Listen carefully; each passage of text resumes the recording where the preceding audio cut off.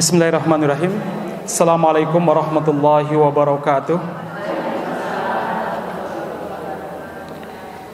Innal hamdalillah nahmaduhu wa nasta'inuhu wa nastaghfiruhu wa nastahdihi wa na'udzu billahi min syururi anfusina wa min sayyiati a'malina may yahdihillahu fahuwal muhtad wa may yudlilhu fala hadiyalah. Asyhadu an la ilaha illallah wa asyhadu anna Muhammadan abduhu wa rasuluh. Allahumma shalli wa sallim ala nabiyyina Muhammadin wa ala alihi wa ashabihi wa mawala.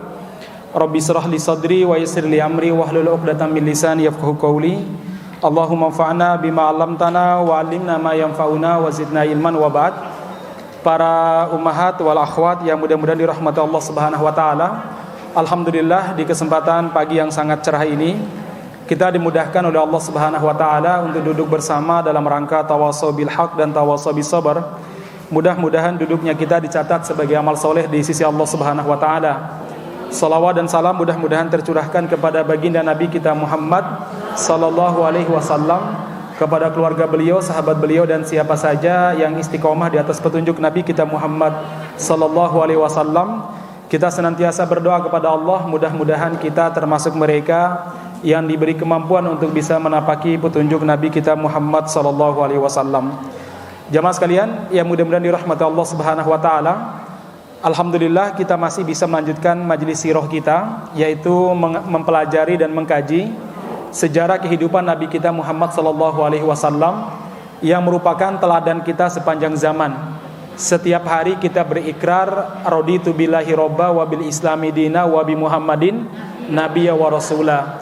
Kita berikrar bahwa Nabi Muhammad merupakan teladan kita. Mana mungkin kita ini bisa meneladani beliau tanpa kita mempelajari sejarah kehidupan beliau. Jadi sebenarnya mempelajari sejarah Nabi ini salah satu cara kita untuk bisa meneladani Nabi dengan baik. Apalagi kita punya syahadat, namanya syahadatul risalah, wa asyhadu anna Muhammadan Rasulullah, dan kita bersaksi, kami bersaksi bahwa Muhammad adalah Rasulullah. Kita tidak mungkin bisa menjadikan Nabi Muhammad sebagai teladan sempurna kalau kita nggak pernah mempelajari sirah beliau secara sempurna juga. Maka ini penting. Alangkah indahnya kalau belajar sirah itu kalau di kota Makkah dan Madinah ya, Masya Allah, itu lebih indah lagi ya. Ini tempat gua surnya, ini gua Hirahnya, ini proses Nabi Muhammad dulu mendapatkan wahyu di gua Hira. Indah sekali Bu ya. Mudah-mudahan kita bisa belajar sirah langsung di tempat kejadiannya, di negeri tempat wahyu turun. Mau nggak ibu-ibu sekalian? Amin insyaallah. Ya, saya rencananya hari bulan Januari ngajak kurang lebih 450 jamaah. Siapa tahu ada yang mau bergabung belajar sirah di negeri tempat kejadiannya terjadi, di tempat ayatnya turun ya. Itu ya, gua Hira seperti apa? Selama ini kita dengar cerita kemarin bagaimana Jibril alaihissalam memeluk Nabi Muhammad sallallahu alaihi wasallam. Iqra, lepaskan lagi, dipeluk lagi, Iqra ma'ana biqari. Itu kan lebih indah kalau seandainya itu di tempat kejadiannya ya. Oh, di sinilah Jibril memeluk Nabi Muhammad sallallahu alaihi wasallam. Kemudian pada beberapa pertemuan yang lalu kita ingat perang Badar. Ya, alangkah indahnya kalau kita melihat langsung daerah Badarnya seperti apa. Kemarin kita cerita bahwa sebab salah satu kekalahan pasukan Islam pada perang Uhud adalah apa? Karena mereka yang ditempatkan di Jabal Rumah, yaitu gunung untuk memanah, itu justru mereka ini turun. Sementara Nabi ketika kalah, beliau naik ke mana? Gunung Uhud ya. Nah, Uhud sama Jabal Rumah itu seperti apa jaraknya? Itu indah sekali ya. Baik, jemaah sekalian yang mudah-mudahan dirahmati Allah Subhanahu wa taala, doakan insyaallah saya membawa 450 jamaah untuk belajar sirah langsung di tempat wahyu turun ya, di tempat kejadian tersebut. Baik. Jemaah sekalian yang mudah-mudahan dirahmati Allah Subhanahu wa taala, kali ini kita masih di perang Bani Mustalik. Saya kemarin sudah cerita bagaimana awal terjadinya peperangan ini dan beberapa peristiwa yang terjadi pada perang Bani Mustalik. Saya akan menyebutkan beberapa di antara jemaah sekalian tentang orang-orang munafik. Orang-orang apa? Orang-orang munafik. Saya kemarin cerita bahwa perang Bani Mustalik ini kejadiannya sangat berdekatan dengan peristiwa Nabi Muhammad menikahi Zainab binti Jahas. Zainab binti Jahas ini adalah mantan istri anak angkat Nabi Muhammad SAW, Zaid bin Harisah. Dalam tradisi orang Arab, anak angkat itu sama dengan anak kandung. Jadi ketika dia punya istri, istrinya sama dengan bukan anak kandung, apa istilahnya? Anak mantu kita. Jadi nggak boleh nikahi sama sekali. Itu dalam tradisi Arab. Nah, ketika Zaid menceraikan Zainab binti Jahas, maka Allah Subhanahu wa taala memerintahkan Nabi Muhammad untuk menikahinya. Padahal sebenarnya berat, secara psikologi sangat berat, karena itu akan menjadi akan menjadi isu yang berkembang dan berbagai macam tuduhan. Tapi karena ini perintah Allah, maka Nabi Muhammad pun menikahi Zainab binti Jahas. Nah, ini orang-orang Makkah itu jadi gimana? Orang-orang Arab itu jadi gimana? Gimana sih Muhammad, masa mantan istri anaknya dinikahi? Piye rasanya begitu ya? Tersebar isu, gara-gara Muhammad itu orang-orang munafik mulai, karena dia melihat kecantikan Zainab, kemudian dia memerintahkan Zaid untuk menceraikan Zainab, kemudian di PDW misalkan ya. Anda bayangkan seorang tokoh dituduh dengan berbagai macam tuduhan yang sangat memalukan, dan itu yang harus dihadapi oleh Nabi Muhammad SAW. Beliau bersabar. Nah, ketika perang Bani Mustalik jamaah sekalian, ada beberapa peristiwa yang mengiringinya. Yang pertama, jamaah sekalian yang mudah-mudahan dirahmati Allah Subhanahu wa taala, pada perang Bani Mustalik ini orang-orang munafik juga ikut, termasuk Abdullah bin Ubay bin Salul. Gembong munafik di Madinah juga ikut dalam peperangan ini. Nah, kaum muslimin juga ikut. Nah, suatu waktu jamaah sekalian, biasa orang-orang dulu kalau berperang, perjalanan jauh, kalau orang-orang kaya, dia nyewa orang supaya menjadi pelayannya selama perjalanan. Jadi dia fokus perang. Nah, Umar bin Khattab radhiyallahu anhu, beliau adalah sahabat dari Makkah, Muhajirin, menyewa seorang namanya Jahjah Al-Ghifari. Jahjah Al-Ghifari itu orang yang disewa oleh Umar bin Khattab radhiyallahu anhu. Sementara jamaah sekalian, salah seorang tokoh Ansor, orang pribumi, bukan Muhajirin, juga menyewa namanya Sinan Al-Juhani. Nah, ini yang disewa oleh orang-orang Ansor, maksudnya penduduk asli Madinah. Sementara yang disewa oleh Umar namanya Jahjah Al-Ghifari. Nah, suatu waktu jamaah sekalian, ketika dalam sebuah peristirahatan, dua orang yang disewa oleh Muhajirin sama Ansor ini pergi ngambil air di mata air. Kebetulan mata airnya kecil. Mereka dorong-dorongan, rebut-rebutan, maklum lagi capek, baru istirahat, kudu ngambil air ya. Akhirnya jamaah sekalian saling dorong-dorongan. Makanya Sinan Al-Juhani, yaitu yang disewa oleh orang-orang orang-orang Ansor pribumi ini, teriak, "Ya ma'syaral Ansor, wahai orang-orang Madinah, bantu aku. Ini ada yang disuruh oleh Muhajirin mendorong aku." Nah, Jahjah Al-Ghifari juga enggak kalah hebatnya. Dia juga berteriak, "Ya ma'syaral Muhajirin, wahai orang-orang Muhajirin, saya juga didorong nih sama si Al-Juhani," ya. Nah, jamaah sekalian, akhirnya karena lagi capek habis perang, Anda bayangkan lagi capek habis perang, kadang terluka, tentu kesulut emosinya lebih cepat, ya enggak? Ya, orang lagi capek itu paling cepat emosinya. Makanya kalau suami pulang jangan dicecar dengan pertanyaan, kasih makan dulu, kasih minum dulu ya.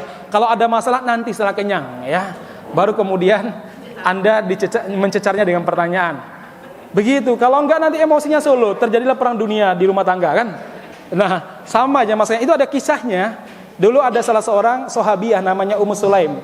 Ummu Sulaim ini nikah dengan seorang pemuda namanya Abu Thalha. Ummu Sulaim ini janda muda. Singkat cerita, suatu waktu jamaah sekalian, Ummu Sulaim ini melahirkan anak dari Abu Thalha. Beberapa bulan usianya dia demam, kayak step gitu, demam panas sekali. Abu Thalha diminta oleh Nabi untuk menemaninya. Abu Thalha tuh bingung, ya Allah, nemani Nabi atau jaga anakku itu ya. Akhirnya Ummu Sulaim dengan jiwa besarnya mengatakan, "Wahai suamiku, Nabi yang memerintahkan, berangkatlah. Adapun anak ini biar aku yang ngurusnya." Singkat cerita, dengan tenang Abu Thalha pergi menemani Nabi. Nah, inilah kalau istrinya udah sigap di rumah itu, suami pergi cari kerja yang nyaman juga, ibu sekalian ya. Ya. Nah, kemudian apa yang terjadi? Ternyata anaknya dari waktu ke waktu semakin panas dan meninggal sementara Abu Thalha masih di luar. Lantas Ummu Sulaim ini karena wanita yang sangat kuat jiwanya, dia menangis. tapi dia tidak ingin suaminya itu menyesal gara-gara menemani Nabi. Maka apa yang beliau lakukan? Beliau mandikan sendiri anaknya, beliau kafani sendiri anaknya, ditidurkan di tempat tidur. Setelah itu beliau bilang kepada keluarga-keluarga dan tetangga dekatnya, jangan ada yang memberitahu Abu Thalha kecuali saya sendiri. Saya punya cara untuk memberitahu Abu Thalha. Singkat cerita jemaah sekalian, Abu Thalha ini pulang. Begitu sampai di rumah, kira-kira yang ditanyakan pertama kali oleh suaminya siapa? Anaknya. Dek, gimana kabarnya si Fulan? Oh, dia lebih baik daripada sebelumnya. Beliau nggak berdusta, cuma lebih baik daripada sebelumnya gitu ya. Oke. Setelah itu apa? Begitu datang langsung disambut apa? Istrinya menyediakan makanan, disediakan air, silakan Mas mandi. Setelah mandi diberikan pakaian bersih. Setelah itu diajak makan. Setelah makan, beliau mohon maaf, kemudian melayani suaminya di atas ranjang. Ya, udah puas perut, udah puas di bawah perut, baru dia menyampaikan, Mas, kalau kamu minjam barang dan kamu selesai memakainya, lantas ditagih, diminta dikembalikan oleh yang punya, kamu harus mengembalikan apa tidak? Ya harus no. Kalau kamu merasa memiliki, kamu salah enggak? Ya salah. Inna lillahi wa inna ilaihi rajiun. Maksudmu apa, Mbak? Maksudmu apa, Dek?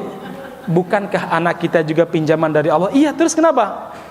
Anakmu telah diambil sama yang punya. Inna lillahi wa inna ilaihi rajiun. Marah yang enggak bisa, bingung karena udah dilayani semuanya, cuma nangis. Dia lihat anaknya, setelah itu dikuburkan anaknya. Pagi harinya dia datang menemui Nabi Muhammad SAW. Dia cerita, ya Rasulullah, Ummu Sulaim itu begini-begini. Masa anak saya nggak dikasih tahu kalau anak saya meninggal? Sampai semuanya itu dilayani, baru kemudian dia memberitahu. Lantas Nabi Muhammad bersabda, apakah tadi malam kalian melakukan hubungan suami istri? Iya ya Rasulullah. Rasul berdoa, mudah-mudahan Allah mengganti dengan yang lebih baik. Dan subhanallah, Abu Thalha dari hasilnya itu melahirkan anak, dan anaknya ini artinya cucunya Abu Thalha itu banyak sekali, 8 atau berapa itu ya. Nah, jemaah sekalian, begini ya. Jadi para sahabat ini lagi istirahat capek, ada yang berteriak ya. Ya, Jarjah berteriak, Jahjah Al-Ghifari berteriak, "Ya ma'syarul muhajirin, aku didorong oleh Al-Juhani." Al-Juhani juga enggak kalah. Aku didorong sama si Jahjah ya. Akhirnya mereka datang, ini kelompoknya muhajirin, ini kelompoknya ansor. Sudah saling kesulut emosi, sudah saling angkat pedang, menghunus pedang. Datanglah Nabi Muhammad SAW, dan Nabi Muhammad SAW mengatakan, demi Allah, muntinah, ini busuk sekali apa yang kalian lakukan. Bukankah Allah telah bukankah Allah telah menghilangkan fanatisme jahiliyah? Bukankah Allah telah menghilangkan fanatisme jahiliyah di antara kalian, dan Allah menggantikan dengan kenikmatan lebih besar, yaitu Islam? Iya ya Rasulullah. Falima hadza, terus ngapain kalian seperti ini sampai menghunus pedang seperti ini? Bukankah kalian telah bersaudara dalam Islam? Betul ya Rasulullah. Tinggalkan semuanya ini karena ini semuanya busuk. Singkat cerita, kaum muslimin pun berpelukan, menangis, saling minta maaf. Nah, yang bermasalah adalah orang-orang munafik. Mereka udah panas, yuk ayo perang, dang gitu ya. Ternyata nggak jadi perang mereka ya, nggak jadi perang. Nah, provokatornya kalah dengan yang terjadi di Arema Malang kemarin ya. Nah, nggak jadi perangnya mas kalian. Maka orang-orang munafik langsung berkata begini, kalian ini wahai orang-orang Madinah seperti perkataan pepatah Arab, sammin kalbak yakulka, yaitu apa? Gemukkan anjingmu, anjingmu makan kalian. Kita telah memberi tempat kepada orang-orang pendatang ini, para pendatang yaitu muhajirin maksudnya. Kita telah memberikan tempat, kita telah memberikan tanah kita telah memberikan anak-anak perempuan kita. Sekarang mereka ingin menguasai kita. Kalian sama dengan pepatah, sammin kalbaka yakulka, gemukkan anjingmu, nanti anjingmu menggigitmu ya. Kemudian dia langsung berkata begini, wallahi, demi Allah ya, demi Allah dia bilang, apa dia bilang? Kalau nanti sampai di kota Madinah, la yukhrijannal a'azzu minhal adzal, maka orang-orang mulia akan mengusir orang-orang yang hina, kata Abdullah bin Ubay bin Salul. Orang-orang yang mulia maksudnya dia dan penduduk Madinah, orang-orang yang hina maksudnya siapa? Ya Nabi Muhammad SAW dan para sahabat. La yukhrijannal a'azzu minhal adzal, sungguh orang-orang yang mulia akan mengusir orang-orang yang hina, kata dia. Nah, jemaah sekalian, yang mudah-mudahan dirahmati Allah Subhanahu wa taala, ketika kalimat ini didengar oleh salah seorang sahabat yang bernama Zaid bin Al-Arqam. Ini sahabat muda yang usianya baru 13-14 tahun. Mendengar ucapan Abdullah bin Ubay bin Salul, gembong munafik yang tadi memprovokasi tapi gagal, di mana dia mengatakan menghina Nabi, la yukhrijannal a'azzu minhal adal. Kami orang yang mulia akan mengusir mereka yang hina, maksudnya Nabi Muhammad dan para sahabatnya. Akhirnya Zaid mengatakan, demi Allah, saya akan laporkan ucapan busukmu kepada Rasulullah sallallahu alaihi wasallam. Maka Zaid datang kepada Rasulullah sallallahu alaihi wasallam, kemudian Rasul diam, merah pada mukanya, tanda enggak senang dengan ucapan ini. Lantas Umar bin Khattab yang ada di situ langsung mengatakan, ya Rasul, bagaimana kalau saya saja yang menggal kepalanya ya? Kalau Umar begitu. Kalau enggak ya Rasul, bagaimana kalau seandainya Anda suruh Abbad bin Bishr untuk membunuhnya ya Rasulullah? Gimana ya Rasul? Kemudian Rasulullah SAW mengatakan, enggak, saya tidak ingin orang-orang menuduh Muhammad membunuh sahabatnya. Karena di mata orang-orang awam, Abdullah bin Ubay bin Salul itu teman dekat Nabi Muhammad, padahal dia menyembunyikan kebencian terhadap Nabi Muhammad. Enggak. Kemudian ada salah seorang sahabat mengatakan, ya Rasulullah, bersikap lembutlah kepada dia, karena dulu sebelum Anda datang ke sini, dia sudah kami sepakati sebagai pemimpin kota Madinah, kami angkat sebagai raja. Kami sudah menjahitkan mahkota untuk dia, tinggal kita pakaikan di kepalanya. Tapi Anda datang dan Anda menjadi pemimpin kami ya Rasulullah. Bersikap baiklah kepada dia, dan dia punya pengikut-pengikut yang setia ya Rasulullah. Baik. Nah, jemaah sekalian, pulanglah mereka ke Madinah. Sebenarnya jam kepulangannya belum tiba. Tapi Nabi Muhammad memerintahkan para sahabat, ayo balik ke Madinah. Para sahabat heran, padahal ada yang baru gelar tikar, ada yang baru rebahan, mungkin ada yang baru buka tasnya, ada yang pokoknya belum siap lah, belum istirahat. Biasanya istirahat ya 3, 4 atau setengah hari. Ini kok Nabi Muhammad langsung, ayo kita langsung balik ke Madinah. Kenapa Nabi Muhammad SAW memerintahkan para sahabat untuk langsung balik ke Madinah? Supaya para sahabat biar capek jalan, melupakan apa yang barusan terjadi. Ya, ini cara Nabi. Di antara teknik Nabi adalah apa? Bagaimana melupakan peristiwa yang sebelumnya dengan cara apa? Membuat atau beralih kepada peristiwa berikutnya ya. Kadang nggak perlu menjelaskan panjang lebar, cukup alihkan orang itu pada pekerjaan tertentu atau perbuatan yang lain atau aktivitas yang lain. Contoh, kalau anak kita minta HP, nangis, jangan langsung fokus pada HP-nya, alihkan main apa atau apa gitu ya. Nanti akan teralihkan, dia akan lupa. Samalah Rasulullah SAW melihat daripada para sahabat masih merasa sakit hati dan lain sebagainya, akhirnya beliau mengajak, yuk kita pulang. Pulanglah mereka, dan para sahabat tidak berani bertanya kepada Rasulullah SAW. Nah, kebetulan Abdullah bin Ubay bin Salul itu punya anak namanya Abdullah bin Ubay bin Salul. Nama bapak sama anaknya sama. Abdullah bin Ubay bin Salul. Nah, putranya gembong munafik ini adalah mukmin sejati yang sangat mencintai Rasulullah sallallahu alaihi wasallam. Jadi bapaknya gembong munafik, anaknya mukmin yang sejati yang sangat cinta kepada Rasulullah sallallahu alaihi wasallam. Kemudian jemaah sekalian, anaknya ngomong begini, ya Rasulullah, kalau Anda memerintahkan orang lain untuk membunuhnya, jangan, perintahkan saya saja. Karena kalau orang lain membunuhnya, saya nanti sakit hati sama orang lain. Padahal dia membunuh orang munafik. Kalau saya kan, saya nggak sakit hati sama siapa ya Rasul. Nggak, pulang kata Rasul. Nggak, ayo lanjutkan perjalanan.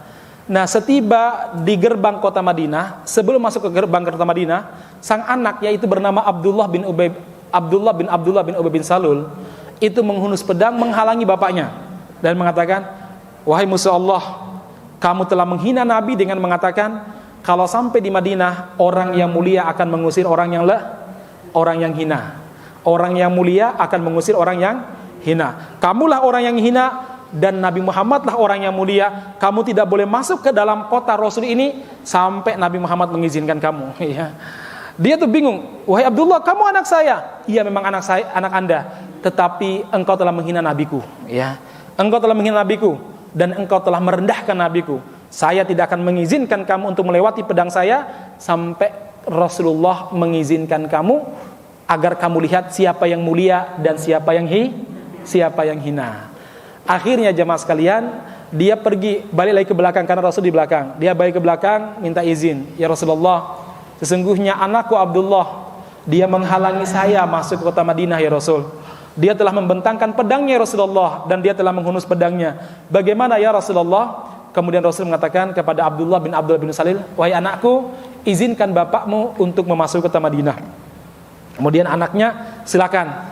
Sekarang tampaklah siapa yang mulia dan siapa yang hina. Maka saya bilang, mulutmu buayamu, ini ya. Hati-hati, karena itu akan kembali kepada kita. Hati-hati dengan ucapan kita. Sekali lagi, akan kembali kepada kita. Saat kita menghina orang lain, pada hakikatnya kita sedang menghina diri kita sendiri. Lihat, ini peristiwa nggak berselang setahun 2 tahun, hanya berselang beberapa hari saja. Ketika Abdullah bin Ubay bin Salul mengatakan, sungguh orang yang mulia akan mengusir orang yang hina, maksudnya dirinya akan mengusir Nabi Muhammad. Ternyata begitu sampai di gerbang kota Madinah, yang membalikkan perkataan tersebut bukan siapa-siapa, tapi justru siapa? Anak kandungnya sendiri, ya, yang menghina dia, yang menjelaskan maknanya itu di hadapan dia sendiri. Sekarang terlihat siapa yang mulia dan siapa yang hina. Yang mulia adalah Nabi Muhammad SAW, yang hina adalah Anda, karena Anda tidak bisa masuk kota ini kecuali atas izin Nabi Muhammad SAW. Baik jamaah sekalian yang mudah-mudahan dirahmati Allah Subhanahu Wa Taala. Ada beberapa pelajaran sebelum kita masuk pada peristiwa kedua. Ada beberapa pelajaran yang bisa kita ambil dari peristiwa ini. Pelajaran yang pertama, jamaah sekalian yang mudah-mudahan dirahmati Allah Subhanahu Wa Taala, adalah apa? Pinter-pinternya kita memanfaatkan momentum. Harus pintar memanfaatkan momentum. Kadang begini, ada kebenaran, tapi kalau momentumnya tidak tepat atau waktu tidak tepat, itu akhirnya kurang masuk ke dalam jiwa orang. Misalkan orang lagi capek, lapar, dinasehati, kira-kira nyaman gak dia? Nyalahin lagi, orang lapar, capek, lagi udah sampai gemetaran, Anda nasehati, sini duduk dulu sebentar, mama mau nasehati, kamu tuh begini, itu anaknya mesti dongkol mungkin, langsung keluar atau banting apalah gitu ya, keluar. Makanya cari momentum yang terbaik, karena jiwa manusia merasakan capek sebagaimana fisik kita. Kalau jiwa lagi capek, maka tidak bisa masuk nasihat, ya hanya menjadi angin lalu saja. Sehingga Nabi Muhammad SAW mengajarkan kepada kita untuk memberi nasihat dalam beberapa tempat. Di antaranya, 1, berilah nasihat ketika di meja makan, setelah makan, ya, atau saat makan. Tapi jangan terkait masalah makanan, nyinggung itu namanya itu ya. Nah ini Nabi Muhammad seringkali menasihati orang itu apa? Saat makan. Saya dulu pernah cerita kepada ibu-ibu sekalian, ketika Nabi Muhammad SAW mendapatkan perintah untuk dakwah terang-terangan. Kan 3 tahun Nabi itu dakwahnya sembunyi-sembunyi. Kemudian oleh Allah diperintahkan untuk dakwah terang-terangan. Pertama kali Allah memerintahkan agar Nabi Muhammad mendakwahi keluarga dulu sebelum mendakwahi orang banyak. Wa anzir ashiratakal aqrabin. Berikanlah peringatan kepada keluarga dekatmu. Itu kata Allah Subhanahu wa taala. Maka yang dilakukan oleh Nabi adalah apa? Mengumpulkan Bani Hashim. Bani Hashim ini kabilahnya Nabi. Kemudian apa yang beliau lakukan? Dimasakkan makanan enak, dikasih makanan enak, mereka suruh makan. Kemudian Nabi Muhammad baru memberi tausiah. Gagal, kali pertama gagal. Kenapa? Ada Abu Lahab, pamannya, yang benci sama Nabi Muhammad. Ini gara-gara Muhammad, bla bla bla. Ayo kita sendiri yang harus menghadapi Muhammad. Kondisi rame, hiruk pikuk. Nabi nggak mungkin menyampaikan nasihat. Kenapa? Orang lagi rame. Sementara nasihat yang beliau sampaikan penting. Bubarkan dulu. 2-3 pekan kemudian Nabi Muhammad memerintahkan Khadijah untuk masak yang enak-enak lagi ya. Mungkin unta bakar apa unta guling atau bagaimana ya. Yang jelas nggak ada oseng-oseng kikil unta, nggak ada di sana ya. Atau kulit unta nggak ada ya. Karena kulit unta di sana buat apa? Buat tenda ya, bukan untuk makan. Beda sama kita ya. Opoai dimakan sampai buntutnya pun dimakan ya. So buntut ya. Singkat cerita jamaah sekalian, setelah dimasak masakan enak, Rasulullah memanggil lagi Bani Hashim untuk kedua kali. Sabarnya Nabi ya. Cuma disebutkan dalam sebuah riwayat, Abu Lahab ini diundang lebih telat. Jadi kalau acaranya mulai jam 9, Abu Lahab diundang jam berapa? Jam 10 lah sebetulnya. Biar dia telat datangnya. Kalau kita kan undangan jam 9.15, datanya jam 9.40 misalkan ya. Hampir rampung. Oh, udah 9.45 malam ya. Nah, jemaah sekalian, ini jam 9 acaranya diundang jam 10 Abu Lahab. Nah, sehingga dia tidak bisa memprovokasi. Jadi para Bani Hashim, para tetuanya, para tokohnya dikasih makan. Setelah makan, udah kenyang, dikasih minum enak, baru Nabi Muhammad berpidato. Wahai keluargaku, siapakah aku di antara kalian? Muhammad, semenjak kamu lahir sampai sekarang, kami belum pernah engkau mengucapkan kata-kata dusta dan membuat kecewa kami. Wahai saudara-saudaraku, menurut kalian apakah layak aku mencelakakan kalian? Oh tidak Muhammad, kamu pasti akan berikan terbaik bagi kami. Kalau begitu dengarkan aku sekarang. Inni Rasulullah, aku adalah utusan Allah yang diutus sebagaimana nabi-nabi sebelumnya. Aku memberi peringatan kepada kalian bahwa setelah kehidupan kita di dunia akan ada kematian. Bahwa setelah kematian nanti akan ada surga dan neraka. Kehidupan yang abadi di surga atau mati tidak hidup di neraka. Maka berimanlah kepadaku, berbuatlah kebaikan. Setelah semua mendengar, baru Abu Lahab datang. Kok hampir rampung acaranya ya. Akhirnya apa? Dia mau memprovokasi, nggak bisa. Lantas dia datang, dia mengatakan, Muhammad, hentikan ucapanmu. Akhirnya Abu Thalib, kakaknya Abu Lahab, ya, paman Nabi juga, langsung mengatakan, Muhammad, lanjutkan. Karena Abu Thalib itu tokoh sesepuhnya Bani Hashim. Nabi Muhammad melanjutkan, Abu Lahab nggak bisa berkata banyak. Setelah selesai, Abu Lahab langsung menimpali, demi Allah, aku akan berdiri menghadangmu dan dakwahmu tidak akan kubiarkan berkembang. Abu Thalib langsung menjawab, demi Allah, wahai anakku Muhammad, walaupun kami tidak percaya dan tidak beriman dengan apa yang kamu bawa, tapi darah dan nyawa kami siapkan untuk membantumu. Ya. Abu Lahab bingung. Ini Abu Thalib mendukung, sementara dia melawan. Kapan nasihat itu masuk? Ketika kondisi santai, dalam keadaan kenyang, dalam keadaan senang. Lah ini lagi capek, dipanggillah muhajirin, dipanggillah ansor, akhirnya sampai menghunus pedang. Kenapa? Lagi capek, habis perang, perjalanan pulang. Sebagian mungkin terluka, sebagian mungkin kakinya tersandung batu, sebagian udah kangen sama anaknya, sebagian sudah kangen sama istrinya mungkin gitu ya. Jadi kacau pikiran ini. Begitu ada satu masalah, tersulut. Baik, itu poin pertama yang bisa kita ambil dari peristiwa ini jemaah sekalian. Peristiwa yang kedua, ma'asyiral muslimin, di tengah kita pasti ada orang-orang munafik. Jangankan pada zaman kita, pada zaman Nabi, sebagai seorang nabi, sebagai seorang yang diberikan wahyu oleh Allah Subhanahu wa taala, yang membersamainya malaikat Jibril, ada tokoh-tokoh yang luar biasa kelas Abu Bakar, Umar, Utsman, Abdurrahman, Ali. Ternyata orang-orang munafik ya ada, dan pengaruhnya mereka itu luar biasa walaupun jumlah mereka segelintir. Apalagi pada zaman kita yang tidak ada wahyu lagi turun, nggak ada malaikat yang membersamai para ustadz, kan begitu masalahnya kan ya. Kemudian tidak ada tokoh sekelas Abu Bakar, Umar dan Utsman, maupun sekelas Khalid yang mempersiapkan jiwa raganya untuk Islam. Umar dan Abu Abdurrahman dan Utsman bin Affan, Abu Bakar bukan sekedar jiwa raganya, tapi apa, hartanya pun dikeluarkan untuk Islam.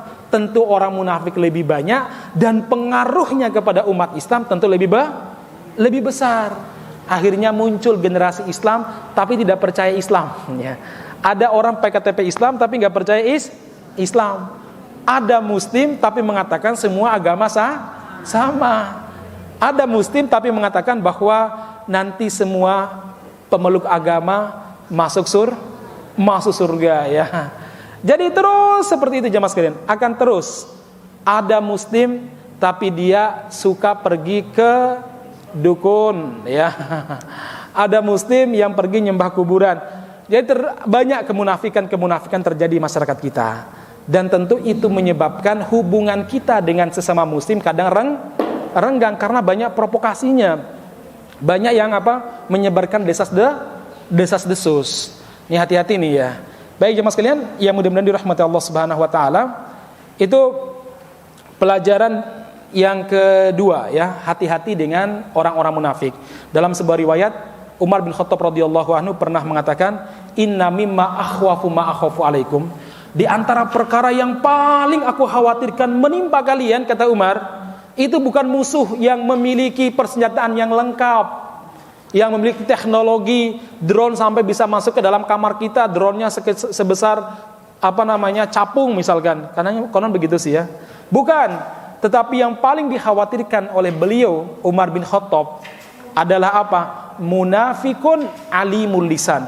Orang munafik tapi lidahnya tajam, pinter ngomong, pintar provokasi. Akhirnya kita sesama muslim saling membenci gara-gara ada munafik yang pintar provokasi. Itu siapa Ustadz Fulan itu? Wah begini, Mbak Fulan itu ketoe hadirnya pas kajian cepat banget, tapi paling cepat turu pas kajian. Ketoe wonge ngene ya. Hati-hati jamaah sekalian.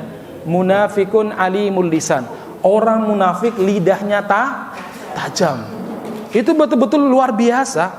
Luar biasa. Makanya Imam Asy-Syafi'i rahimahullah pernah diadukan, ada orang datang, "Ya Imam, fulan-fulan mengatakan begini-begini sama Anda." Dia ingin membuat Imam Syafi'i itu benci sama si fulan. Apa kata Imam Syafi'i? Kalau apa yang Anda katakan itu benar, semoga Allah Subhanahu wa taala kalau yang dia tuduhkan benar kepada saya, semoga Allah memperbaiki saya dan semoga Allah memberi hidayah kepada dia karena dia telah menunjukkan kekuranganku. Tapi kalau yang kamu ucapkan gak benar, semoga Allah Subhanahu wa taala menyadarkanmu, jangan membuat permusuhanku dengan saudaraku. Orang ini gagal ya. Gagal memprovokasi Imam Asy-Syafi'i. Kalau hari ini ibu-ibu gitu bisa nggak bersikap sebagai Imam Syafi'i? Opo iya toh? Dengar di mana? Opo nih sang liyo ngomongnya? Ya ngomong, udah jadilah provokasi, terjadilah perpecahan, terjadilah kebencian. Padahal kebencian itu akan mengurangi pahala kita. Sebagaimana api itu membakar kayu bakar terasa habis. Oh udah jadi gosong, oh udah jadi abu, udah jadi arang, mending jadi arang masih bisa digunakan. Tapi kalau jadi abu, udah nggak bisa apa-apa. Makanya hati-hati dengan kebencian terhadap sama kaum muslimin, karena halak itu akan menggunduli pahala kita. Baik masyarakat muslimin yang mudah-mudahan dirahmati Subhanahu wa taala, ini bahayanya orang munafik. Sekali lagi, bahayanya orang munafik, betul-betul berbahaya. Nah, ciri-ciri munafik seperti apa? Banyak sih. Kalau zaman kita sekarang nampak dan berani mereka terang-terangan. Ketika ada seorang ustazah bicara tentang kenikmatan di surga, bahwa nanti di surga laki-laki bisa memiliki istri lebih daripada satu, bahkan ada yang 72 istrinya. Ada orang-orang munafik mengatakan bahwa itu ustazah bicara cuma selangkangan aja katanya ya. Bicaranya lendir sama selangkangan. Tuduhannya macam-macam jemaah sekalian. Tapi mengaku sebagai muslim ya. Kemudian ketika kita berbicara terkait masalah hukum dan syariat, ada yang bilang jangan sok suci. Kalau pingin syariat sana hidup di Arab, hidup sama unta gurun sana ya. Dia mengira bahwa syariat itu hanya di gurun pasir. Dia lupa kalau negeri kita Indonesia ini pernah dipraktekkan syariat Islam selama kurang lebih 500 tahun. Kata Kiai Profesor Dr. Kiai Haji Ma'ruf Amin. Kelingan gak orangnya? Jamaah sekalian yang mudah-mudahan dirahmati Subhanahu wa taala, beliau mengatakan bahwa 500 tahun negeri kita Indonesia dari Sabang sana sampai Fak-Fak Papua, Ternate Tidore itu diterapkan syariat Islam kurang lebih sekitar 500 tahun, walaupun dihitung-hitung sebenarnya kurang, bahkan hampir 700. Kenapa? Karena kerajaan Islam Samudra Pasai tahun 1400-an itu sudah mulai mempraktekkan syariat Islam. Kemudian perang di Ponorogo 1800-an, syariat Islam masih berlaku walaupun tidak sebagus atau tidak semerata di saat dipimpin oleh Sultan Agung Hanyokrokusumo ya. Tapi sudah masih berlaku. Kan lumayan ibu-ibu sekalian ya. Berarti cukup lama.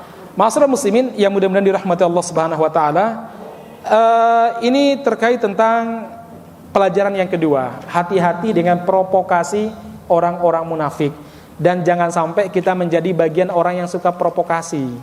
Kadang belum diverifikasi sebuah berita yang ada di grup, langsung share.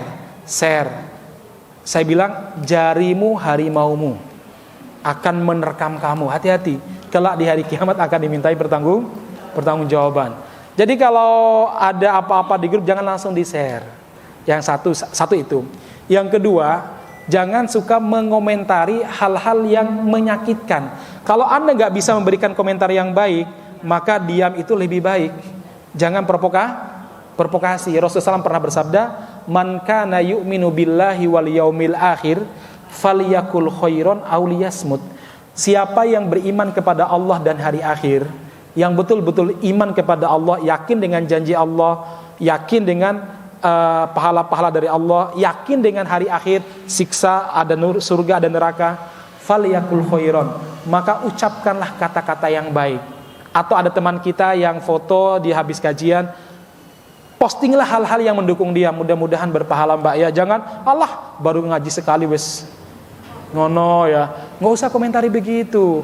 Ucapkan kalimat-kalimat yang baik yang membuat dia semangat ya, yang membuat dia lebih bisa berbuat baik.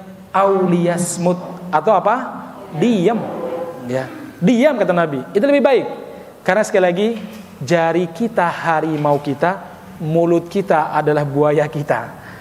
Nah, dalam sebuah riwayat Rasulullah Shallallahu Alaihi Wasallam juga pernah mengatakan, kafa bil mar'i kadiban an yuhadditha bikulli ma sami'a. Cukuplah seorang disebut pendusta ketika dia mengucapkan semua, menceritakan semua yang dia dengar. Jadi kalau dengar dari itu apa? Oh, dia dengar tadi dari A sampai Z ceritanya. Ketemu siapa? Dia ulangi lagi ceritanya. Ketemu lagi siapa? Cerita lagi. Ini adalah orang-orang yang disebut sebagai pendusta, kata Rasulullah sallallahu alaihi wasallam, walaupun yang dia ceritakan benar dari si fulan, ya. Cukuplah orang itu tanda kedustaannya menceritakan kepada siapapun apa yang dia dengar. Maka dalam sebuah hadis lain, Rasulullah sangat membenci, Allah membenci qala wakila. Kata fulan, dengar saya dengar dikatakan begini ya. Menurut fulan pernah saya lihat ya. Ini enggak baik. Dalam sebuah riwayat Rasulullah sallallahu alaihi wasallam pernah bersabda, wa karahalakum qila wa qala. Allah Subhanahu wa taala membenci dari kalian 3 perkara. 1, qila wa qala. Qila itu dengar-dengar, menurut berita, saya pernah dengar, saya pernah lihat, menurut saya, itu namanya qila wa qala. Ya. Katanya, menurutnya, dia pernah melihat, ya. Itu dibenci sama Allah Subhanahu wa taala. 1. Yang kedua, idaatul mal, menyia-nyiakan harta. Contoh, membeli hal-hal yang tidak bermanfaat. Ya, hanya sekedar perhiasan. Maksudnya perhiasan tidak sekali pakai, buang. Atau mungkin walimahan yang diundang orang-orang kaya, dikasih makan, yang dimakan cuma 1 sendok toh, sisanya taruh di bawah ya. Ini termasuk menyia-nyiakan harta. Maka Nabi Muhammad pernah bersabda, di antara walimah yang paling buruk adalah mengundang orang-orang yang tidak butuh. Ya. Mengundang orang-orang yang tidak butuh, makan dikit ditaruh. Kan kadang begitu, lihat kan, cuma berdua sendok ditaruh. Mbok kalau nggak mau makan ngomong aja, saya nggak mau. Itu lebih enak. Nanti buat dibagi ke siapa begitu ya. Saya sering melihat kalau di walimah itu kita lihat ke bawah, ya Allah, teh baru 2-3 teguhan ditaruh. Makanan yang enak-enak itu dia ambil cuma udangnya saja atau apa ditaruh ya. Kalau memang tidak mau, kata tidak, karena itu termasuk tabzir ya. Kalau Anda senang esnya, bilang senang. Kalau enggak, ya sudah, bilang aja sama yang, mohon maaf mas, enggak. Kalau perlu dibungkus ya. Enggak. Saya pernah menghukum anak-anak itu nih, ikut minta enggak? Minta. Ternyata enggak habis. Saya bilang bungkus ya. Bungkus Bi? Iya bungkus. Malu enggak apa-apa, bawa, saya bilang gitu ya. Kenapa demikian? Ini tabzir jamaah sekalian. Kasihan, masih banyak saudara-saudara kita yang enggak bisa makan seperti kita. Ya udah dibungkus ya. Akhirnya ambil pakai tisu atau apa, udah dibungkus, taruh tas gitu ya. Nah, bukan karena apa-apa, tapi kita mendidik anak-anak kita dan istri kita bahwa ada orang yang lebih membutuhkan daripada kita, yang tidak bisa merasakan sebagaimana yang kita rasakan. Baik jemaah sekalian yang mudah-mudahan dirahmati Allah Subhanahu wa taala. Jadi sekali lagi Rasul mengatakan, 1 tadi qila wa qala, yang kedua idaatul mal, menyia-nyiakan harta, membelanjakan kepada hal yang tidak bermanfaat. Terus yang ketiga kata Rasulullah adalah apa? Wa kathratus su'al, terlalu banyak nanya. Terutama ketika wahyu turun. Enggak boleh banyak bertanya. Atau zaman sekarang ada beberapa pertanyaan tidak perlu nanya karena Allah Subhanahu wa taala mengharamkan. Contoh bertanya tentang zatullah, zatnya Allah, enggak perlu. Allah itu di arsy. cara Allah tinggal di aras bagaimana ya? Udah nggak usah nanya. Wes, Allah di atas aras udah cukup, ya. Selebihnya nggak usah nanya. Kenapa? La yus'alu amma yaf'alu wa hum yus'alun. Karena Allah tidak boleh ditanya kenapa begini bagaimana. Enggak. Manusialah yang akan ditanya. Jadi ada hal-hal yang tidak perlu ditanya secara detail. Ya, satu. Yang kedua terkait masalah aib. Aib kadang tidak perlu ditanya terlalu dalam. Ada saudara kita curhat, aku sama suami udah nggak suka banget. Lah kenapa? Suamiku mengkhianati. Hianatnya kayak apa? Ya. Terlalu dalam. Akhirnya apa? Kita menyingkap aib keluarga seseorang, kecuali memang dibutuhkan dalam pengadilan misalkan, itu beda kasusnya. Tapi kalau kita sekedar pingin tahu aja, memang manusia itu diciptakan dalam keadaan kepo, ya, selalu nanya aja ya. Padahal setelah diceritakan dia nggak bisa memberikan solusi, dan dia sangat tidak bisa menahan rahasia, menjaga rahasia, justru menjadi dosa bagi dia. Jadi kalau ada orang yang cerita apa tentang saudara Anda gak usah terlalu gubris lah. Ya kayak Imam Syafi'i tadi lah. Ya kalau memang benar apa yang dia katakan kepada saya, bahwa ini kekurangan saya, semoga Allah memperbaiki saya, dan semoga Allah beri petunjuk kepada dia ketika menunjukkan kesalahan saya. Kalau yang kamu bawa adalah berita bohong dari dia, semoga Allah Subhanahu wa taala mengampuni kamu gitu ya. Jadi enak kalau ngomong kayak gitu. Cuma teorinya gampang, prakteknya wah nyol ya. Tenang deh ya. Luar biasa. Baik, makanya jamaah sekalian, dari sini para ulama katakan tadi kila wa qola, di antara yang dibenci sama Allah Subhanahu wa taala kila wa qola, itu maksudnya apa? Satu, kata para ulama, ada tiga maksud. Satu, terlalu banyak ngomong. Terlalu banyak ngomong yang tidak dibutuhkan. Kalau ustadz kayak udah sampai 1 jam ngomong, nah ini dibutuhkan kalau ini gitu ya. Maksudnya kalau dikumpul ngobrol terlalu banyak ngomong. Kenapa? Karena orang yang banyak ngomong, terlalu banyak ngomong itu bisa tanpa sadar membawa kebohongan, menyakiti orang, ataupun membawa berita yang tidak terverifikasi. Maka para ulama mengharamkan terlalu banyak ngomong. Sampai Imam Abu Bakar As-Siddiq radhiyallahu anhu kemana-mana tuh bawa pasir di kantongnya. Ngapain? Kalau mau ngomong boleh ambil tuh pasir. Lidah, wahai mulut, kamu ngomong yang benar apa tidak? Kalau benar lanjutkan, kalau tidak masukin ke dalam mulutmu pasir ini. Masya Allah, begitu dalam sebuah riwayat yang saya baca, Abu Bakar, begitu hati-hatinya beliau ngomong. Karena dalam sebuah hadis ya mas kalian, Rasulullah cerita tentang amal-amal kebaikan, cerita tentang perkara-perkara yang bisa masuk ke neraka kepada sahabat namanya Mu'adz. Siapa namanya? Mu'adz bin Jabal. Lantas Nabi bertanya kepada Mu'adz, ya Mu'adz, mau gak saya beritahukan kunci semua tadi? Yang baik kamu bisa mengerjakan, yang buruk bisa kamu tinggalkan. Kuncinya satu. Apa ya Rasulullah? Kata Nabi. Beliau keluarkan, kuffa alaika hadza, jaga kunci ini. Ya Rasulullah, apakah kita akan dimintai pertanggungjawaban gara-gara ini? Mu'adz, sakilat ummaka ya Mu'adz. Ya Mu'adz, mudah-mudahan ibumu sehat terus ya. Mu'adz, berapa banyak orang yang diseret ke neraka gara-gara apa? Lisannya Mu'adz. Nah, ini hati-hati, kila wa qola ya. Kila wa qola. Makanya kalau ngerumpi sing apik Bu ya. Jangan ustadz ketua anu ya. Mukanya kok gimana gitu nih ya. Apalagi ada masalah ya. Ya atau apalah ya. Kan sukanya begitu kadang ya. Baik jemaah sekalian. Yang kedua, kata para ulama, yang dimaksud yang kila wa qola, yang dimakruhkan tadi adalah apa? Iradati hikayati aqaulin nasi wal bahti anha. Yaitu apa? Selalu cenderung dan senang mencari berita-berita yang tidak jelas. Cenderung dan senang mencari berita-berita yang tidak jelas, kemudian diceritakan. Ada gosip baru nggak sih? Buka Instagram, cari lambe turah. Ini gosip terbaru apa ora ini? Ini termasuk kila wa qola.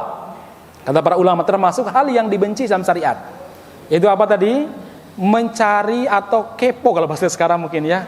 Pengen tahu aja berita yang baru atau apa, kemudian nanti diceritakan. Padahal belum terverifikasi, belum dipastikan kebenarannya. Baik, itu yang keberapa? Yang kedua. Yang ketiga, salisuha Qila wa qala termasuk dalam perkara ini, maksudnya apa? Dalam urusan agama di mana kita tidak paham dengan baik, maka jangan ngobrolin masalah terkait masalah cerai misalkan. Kalau suami lagi marah memuncak, tiba-tiba sana pulang ke rumah orang tuamu, orang sudi lihat mukamu. Cerai apa roh ya? Saya dengar begini. Enggak, saya dengar begini ya. Kalau belum tahu, mending ngomong apa? Enggak tahu. Nanti nanya Ustadz, jangan nanya Google. Ya. Nanti nelpon Ustadz atau tanya siapa. Jangan sok tahu. Jadi termasuk qila wa qala ini sok tahu dalam urusan agama, karena itu berbahaya. Karena nanti menjadi pegangan bagi teman-teman kita yang mencoba mencari pembenaran. Oh iya iku wis cerai ku ya. Oh iya durung cerai niku ya. Banyak kejadian seperti itu jemaah sekalian. Atau mungkin ada orang yang melarikan diri dari keluarganya atau dari suami, kan banyak kejadian. Kemudian itu udah cerai itu. Oh belum. Akhirnya apa, kalimat-kalimat itu mempengaruhi orang. Singkat cerita, banyak orang yang saya pernah dapat kasus juga itu. Dia melarikan dari suaminya karena lama nggak dikasih nafkah sama suaminya, dan suaminya suruh pulang ke rumah orang tuanya, tidak sudi melihat mukanya. Dia menganggap kalimat itu sudah cerai, akhirnya nikah. Saya bilang haram itu, saya bilang gitu nih, nggak boleh, zina itu. Bingung, harus milih salah satunya. Dan suami pertama juga udah nggak sudi ya. Baik, ini bahaya jemaah sekalian ya. Makanya hati-hati dengan kata-kata dalam masalah agama. Kalau kita belum tahu, mending bilang apa? Belum tahu saya. Karena urusan agama. Karena begini jemaah sekalian, ada sebagian saudara-saudara kita itu yang sudah punya perasaan tapi kurang pembenaran. Paham ya? Punya pendapat tapi membutuhkan pembenaran. Kadang pendapat teman yang salah, walaupun temannya itu bukan seorang kiai, bukan seorang ustadzah, tapi karena sering ngaji di Samaro, ibu iki ngomong ngono kok ya, pokoknya gitu, pasti dia dengar dari para ustadz itu misalkan. Kalau nggak Ustadz Hanif, Ustadz Masuk, Ustadz Tengku Ajar, siapa, itu pasti itu ya. Aku pakai pendapat ibu itulah ya. Nah ini nggak benar ya, karena itu akan menyebabkan kecelakaan dalam urusan agama, dunia dan akhirat. Baik jemaah sekalian yang mudah-mudahan dirahmati Subhanahu wa taala, itu peristiwa pertama ya. Padahal masih ada lagi peristiwa yang kedua nih. Udah jam 10 lewat, mau tanya jawab? Baik, itu beberapa pelajaran yang bisa kita ambil dari peristiwa apa tadi? Munafik. Siapa? Abdullah bin Ubay bin Salul ya. Hati-hati dengan omongan. Jemaah sekalian yang mudah-mudahan dirahmati Subhanahu wa taala, saya tambahkan sedikit dulu.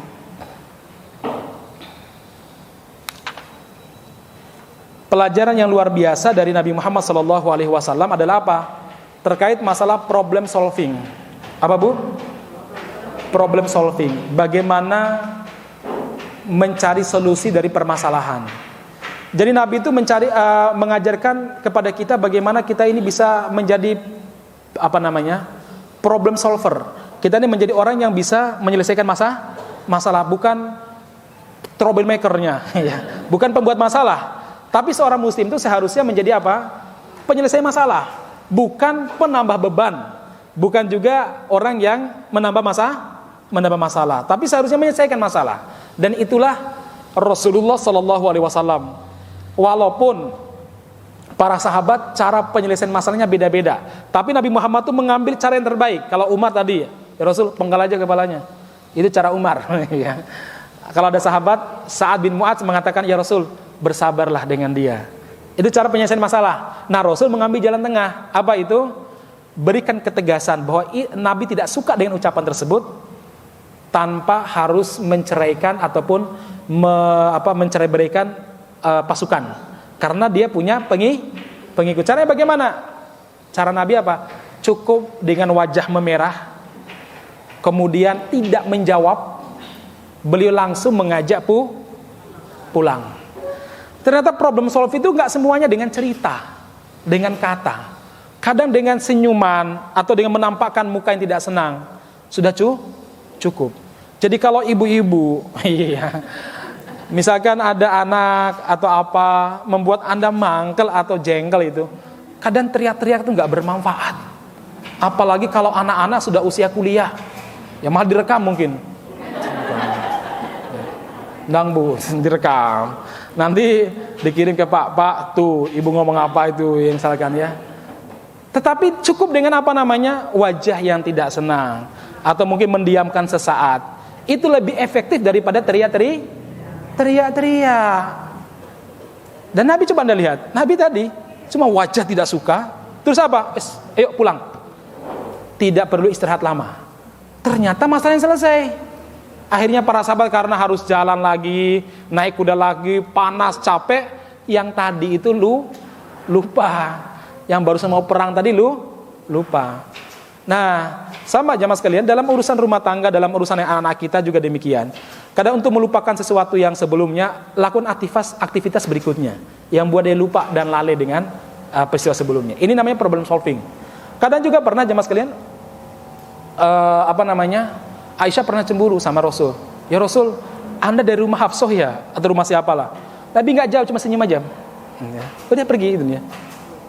Selesai. Walaupun mungkin Aisyah rodok gimana, kok nggak dijawab sih? Tapi kalau Nabi menjawab iya, mungkin akan salah. Menjawab tidak, nanti krosek ke Hafsah Rasul itu ya. Kan bermasalah. Senyum itu menjadi sebuah problem solusi itu ya. Kadang solusi itu simple, tergantung masalahnya. Kadang kalau anak kita marah atau mungkin merasa apa, nggak selamanya kita nasihati. Udah peluk dia ngomong apa, bilang aja Abi sayang sama kamu, ayo kita pergi apa. Membuat dia atau ceritakan apa tadi Abi ketemu si ini ya. Nanti dia akan hilang, emosi dia akan hilang. Oh dia akan, gimana Abi kondisinya? Oh begini. Nah begitulah jamaah sekalian. Problem solving itu diajarkan sama Nabi banyak banget. Kadang harus perang, kadang harus damai, kadang harus nyogok. Pernah Nabi itu hampir nyogok, tapi nggak jadi ya. Karena kondisinya mengharuskan seperti itu. Tapi nyogoknya itu untuk sebuah kebenaran. Di saat kaum muslimin dikepung, nah beliau ingin memecah belah barisan musyrik. Tidak ada jalan lain kecuali menyogok salah satu pasukan supaya meninggalkan Madinah dan kaum muslimin bisa menghadapi kondisi yang kecil ini, bisa mengusir. Kalau enggak nanti mati semua orang Madinah atau mungkin membahayakan Madinah. Itu kondisi kritisnya luar biasa. Sampai terpikir dan terlintas untuk apa tadi? Ya bahasanya apa ya namanya? Kayak nyuap lah jamaah sekalian. Tapi nyuap yang benar kalau itu ya. Karena demi keselamatan umat dan bangsa. Baik, itu problem solving yang diajarkan oleh Rasulullah SAW. Nah seharusnya kita sebagai umat muslim itu menjadi problem solver. Kita ini sebagai penyelesai masalah. Jangan menambah masalah ya. Ada masalah apa? Ayo kita coba carikan solusinya. Baik, saya kira itu jamaah sekalian di antara beberapa pelajaran yang bisa kita ambil dari apa yang terjadi antara Rasulullah SAW dengan Abdullah bin Ubay bin Salul. Ya, ada lagi pelajaran yang luar biasa. Tadi yang menyampaikan kepada Nabi tentang ucapannya Abdullah bin Ubay bin Salul, namanya Zaid bin Al-Arqam. Zaid ini masih muda, usia berapa? 14 atau 13 tahun tadi ya. Tetapi Nabi itu menghargai, mengapresiasi. Anak kecil itu tidak mungkin berbohong.